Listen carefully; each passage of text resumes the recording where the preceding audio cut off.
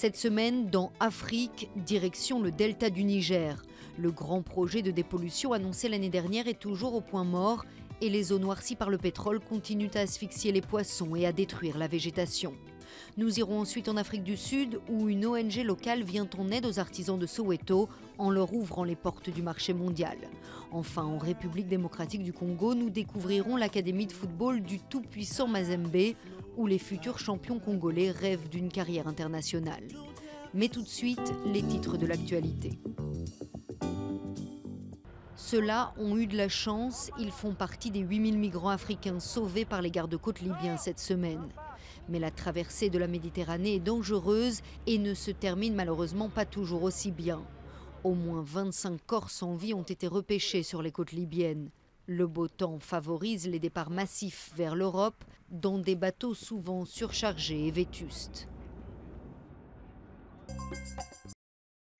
9 personnes ont été tuées dans un triple attentat suicide à Maïdougouri, dans le nord-est du Nigeria. Cette ville, berceau de Boko Haram, est la plus durement touchée par les attaques du groupe islamiste. Des dizaines de personnes ont déjà trouvé la mort ces dernières semaines dans des attentats similaires. Cérémonie en mémoire des 5 personnes, 3 civils et 2 militaires, tués ici dans une attaque la semaine dernière.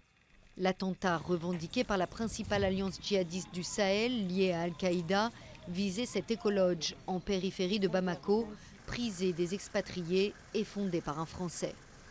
Ces personnes ne sont pas mortes par accident. Elles ont été délibérément tuées dans le but de faire régner la terreur au Mali. Menotté à une main, la Bible dans l'autre, le pasteur Evan Mawarire, l'un des leaders de la contestation anti-Mugabe, a été arrêté par la police zimbabwéenne. Il est inculpé d'incivilité dans l'espace public pour avoir soutenu des étudiants en médecine lors d'une grève. Elles allaient partir en voyage clandestin. 370 tortues étoilées et 2 tortues à soc, l'espèce la plus menacée au monde, ont été saisies à Madagascar dans 3 valises en direction d'Hanoï au Vietnam avec une correspondance à Nairobi. Il y a toujours à l'intérieur de l'aérogare des personnes malhonnêtes qui sont de connivence avec les trafiquants qui rendent donc difficile la tâche de la douane. Le Malawi et l'UNICEF ont lancé un corridor de drones. Son but, amener du matériel médical aux villages isolés dans les pays du sud de l'Afrique.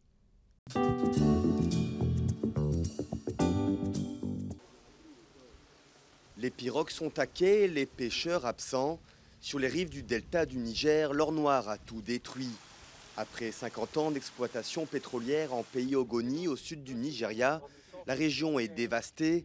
L'eau est impropre à la consommation. Pour les rares pêcheurs encore en activité, il faut parcourir des kilomètres jusqu'à l'océan pour retrouver une vie aquatique. Il n'y a pas de poisson dans cette eau car l'eau est souillée de pétrole brut. Aucun poisson ne peut survivre dans cette eau. Le pétrole a tout pollué.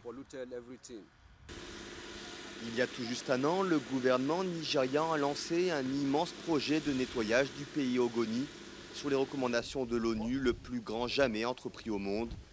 Estimé à $1 milliard, les opérations dureront au moins 25 ans et une partie sera financée par la compagnie pétrolière Shell. Mais un an après, seulement $10 millions de fonds ont été levés et les travaux n'ont toujours pas commencé.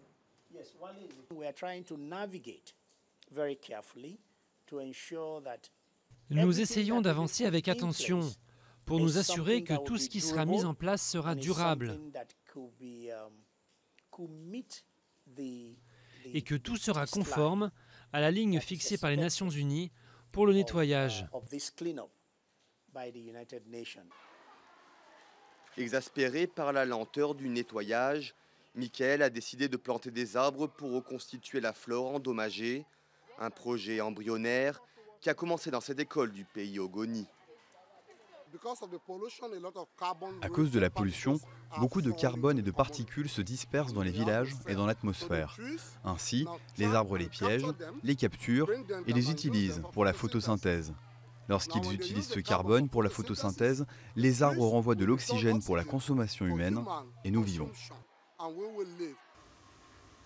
Des multinationales comme Total, Chevron ou ExxonMobil opèrent dans le delta du Nigeria, la plus grande réserve d'hydrocarbures du continent africain. Outre les accusations pesant sur Shell pour le manque d'entretien des infrastructures pétrolières, le vol et le raffinage clandestin d'or noir ont aussi contribué à la pollution du pays Ogoni.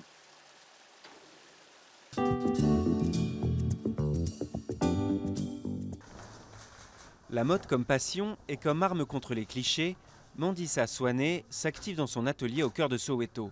À la tête d'une PME, elle habille le monde de Soweto à Londres en passant par Atlanta. Une preuve de plus pour cette styliste de 42 ans que l'on peut réussir quand on vient d'un township.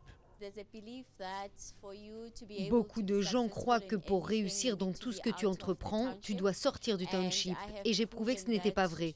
Parce que c'est ici que je travaille, c'est ici que j'ai embauché des gens et ça marche. Derrière ce succès se cache Soweto's Box Shop, une ONG locale qui vient en aide aux artisans du township en exportant leurs produits. Une boutique, des bureaux ou encore une vente en ligne font partie des services offerts par cette ONG basée à Vilakazi. Les entrepreneurs présentent un business plan et bénéficient de cours de management. Une initiative inédite en Afrique du Sud. Nous avons essentiellement appuyé des entrepreneurs locaux en veillant à ce que tous les fournisseurs soutiennent ces petites entreprises dans la communauté.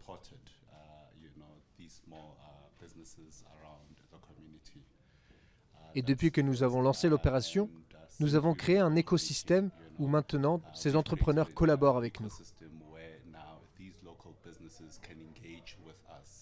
Parmi les bénéficiaires, Velapim Polweni. Sa préoccupation majeure, offrir de l'emploi aux jeunes du ghetto au chômage. Une démarche qui pour lui va bien au-delà de la simple embauche.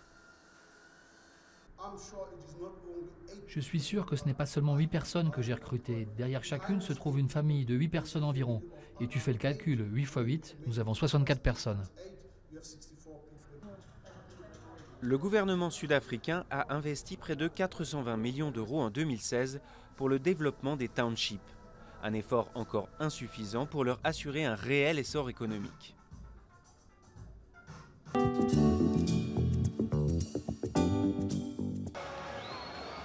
Ce sont les stars du football africain.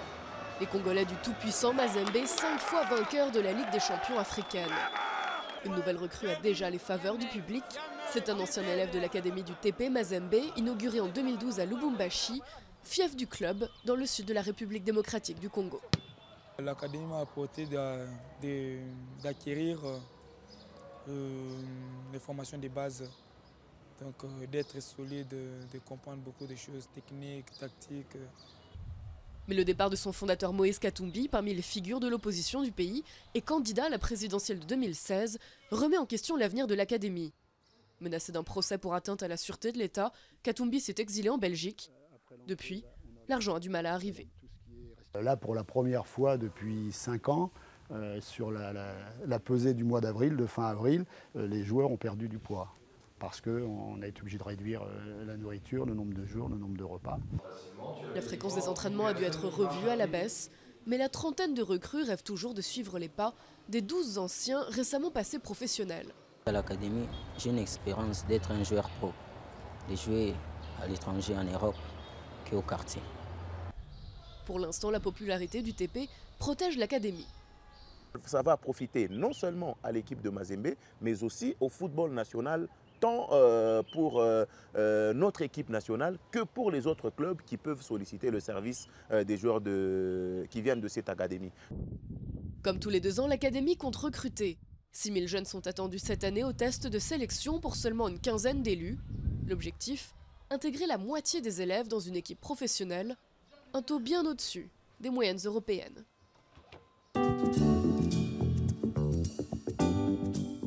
Le Congo-Brazzaville a accueilli le championnat africain de la Fédération internationale de boxe amateur et c'est justement le Congolais qui a remporté le titre dans la catégorie poids lourd.